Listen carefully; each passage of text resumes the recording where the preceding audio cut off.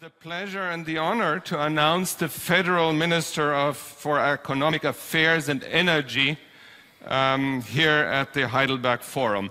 Why the Minister for Economics, you might ask? Well, it's a US political campaign wisdom which says it's always the economy, stupid.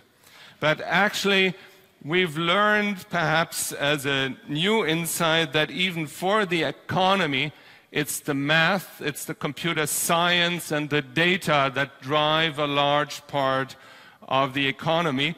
And so it's even more fitting, as we have this special session on big data on Tuesday in the framework of this event, to have here the Federal Minister for Economics and Energy and the Vice Chancellor of the Federal Republic of Germany, Sigmar Gabriel. The mic and the stage is yours. Thanks for coming.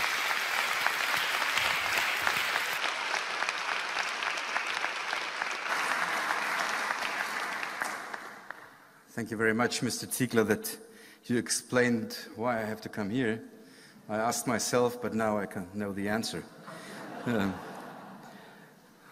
Ladies and gentlemen, Mrs. Spiegel, Professor Reuter, Mrs. Chira, Professor Hermann, Dr. Würzner, Mayor of Heidelberg, laureates, young researchers. Thanks a lot for the invitation. It is a privilege for me to speak to such a brilliant audience today, and I'm quite sure that there is no computer in the world that can get even close to the intellectual capacity contained in this hall today. And I found this rather reassuring. I would particularly like to welcome the young researchers. We just had, with some of them and some laureates, an interesting debate during a short lunch. I thought that maybe I can learn a little bit more about academics, but they wanted to discuss about politics. I don't know why. So maybe next time I have the opportunity to learn more from you than discussing international politics. But it was excellent, so thank you very much for this opportunity. And maybe some of you should change the job. Over the next few days, you will have the chance to talk to and build context with the top people in your disciplines. It is great that this third forum has again managed to attract such renowned academics. By focusing on digitalization and the brave new data world, you are addressing one of the key issues of our time and also of Germany and our continent. Digitalization will transform our business and society functions, but sometimes changes that appear small at first go on to make a big difference. At this point, let us remember a former laureate, Professor Engelbert Douglas, who sadly passed away in 2013. It was Professor Douglas who invented the computer mouse. The mouse is a prime example of communication between man and machine. It made computers user-friendly.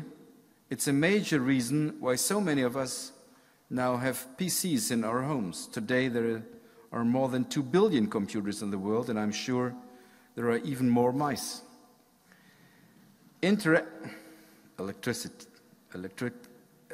Electrical mice. Maybe also nature ones. Interaction between human beings and the increasingly complex digital world is a key issue for all of us. Germany is a world leader in mechanical and automotive engineering sectors which are traditionally based on engineering. Today it's impossible to imagine this industry without the large-scale use of digital technology.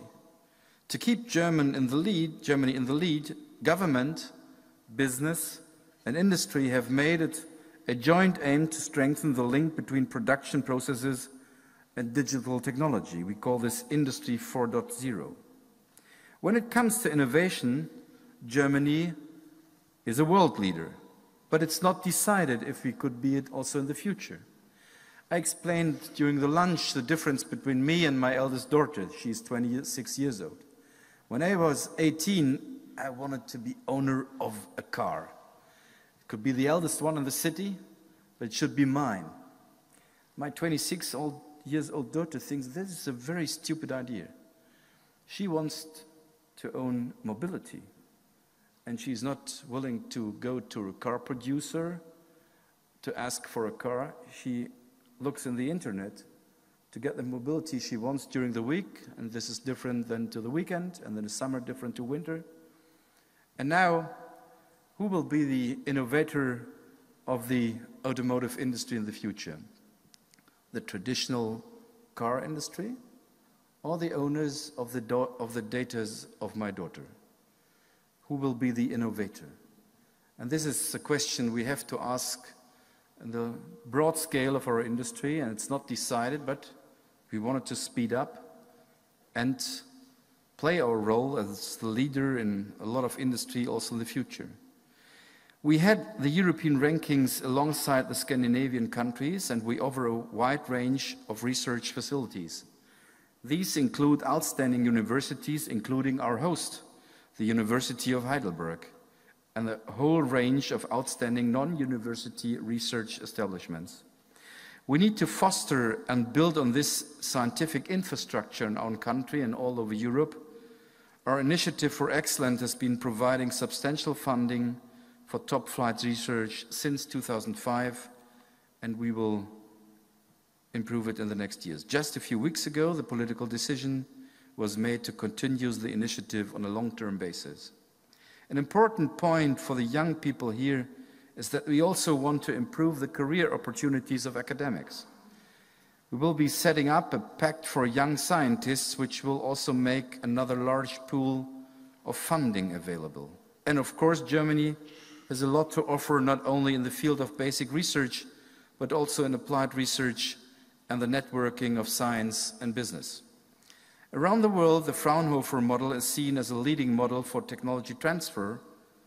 And so, honestly, we are very proud that when it comes to turning research into marketable products and to founding new businesses, it's not only Stanford and Silicon Valley that there are the four.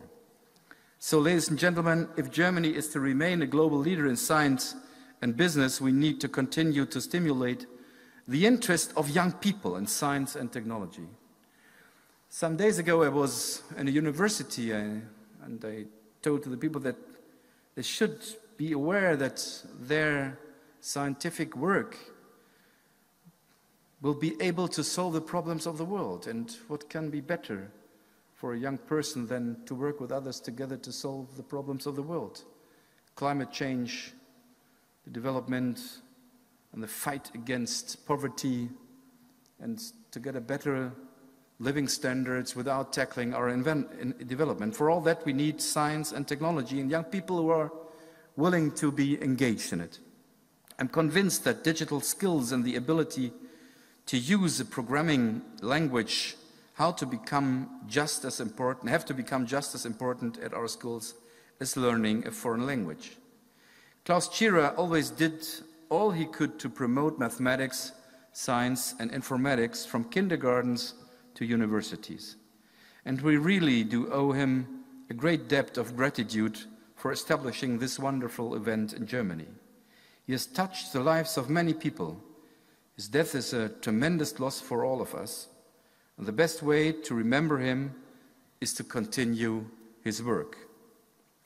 By the way, as a politician, I appreciate his idea so much, I wish we could also establish a forum for exchange between laureates of the political science and political practitioners, like me on an international level.